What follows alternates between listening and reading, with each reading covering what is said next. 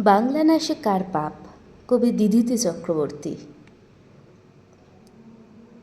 বুবান কোনো দোষ করেনি তো, বুবান কিছুই জানে বাংলা কিংবা বেঙ্গলি বা মাতৃভাষার মানে।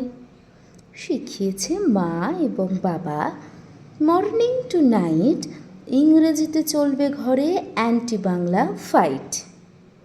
বুবানও তাই ভাষা সৈনিক, লড়াই রাখে জারি।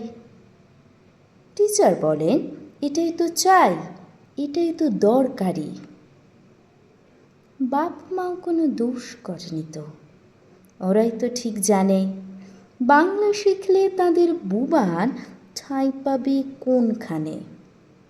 শিখিয়েছে এই সমাজ তাদের, খুলিয়েছে চোখ কান। বাংলা শিখলে ঠাঁই মেলে না, না তো মেলে মান।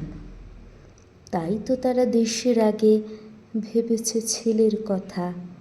বাংলা ভুলিয়ে বুবানকে তারা দিয়েছে আধুনিকতা। এখন বিচার সমাজ নাকি বুবান না তার মা বাপ? বাংলা ভাষার ঘাতকটি কে? বাংলা না সে কার পাপ?